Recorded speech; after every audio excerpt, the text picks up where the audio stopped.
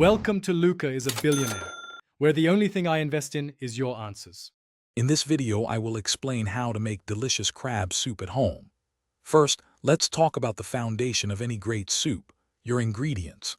You'll want about 1 pound of fresh, lump crab meat, along with aromatic vegetables like celery, onions, and bell peppers. Don't forget a good quality broth, perhaps 4 cups, and your favorite seasonings. Having everything prepped makes the cooking process smooth and enjoyable. Now, let's build that incredible flavor base. Begin by melting 2 tablespoons of butter in a large pot over medium heat. Add your finely diced onions, celery, and bell peppers, cooking them until they soften, which usually takes about 5 to 7 minutes. Then, stir in 2 cloves of minced garlic for just 1 minute until it becomes wonderfully fragrant, but be careful not to burn it. Next, we'll bring our soup to life.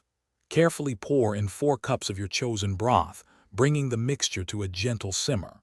To achieve that perfect consistency, whisk in about 2 tablespoons of flour or cornstarch, ensuring there are no lumps. For an extra touch of richness and a velvety texture, stir in 1/2 cup of heavy cream. Let it simmer gently for about 10 minutes, allowing the flavors to meld beautifully. We're almost there.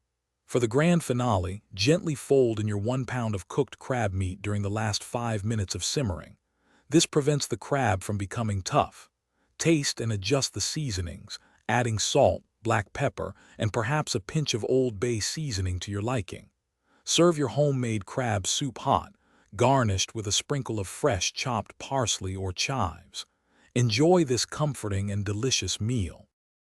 Thanks for watching and please subscribe. It's the best investment you'll ever make.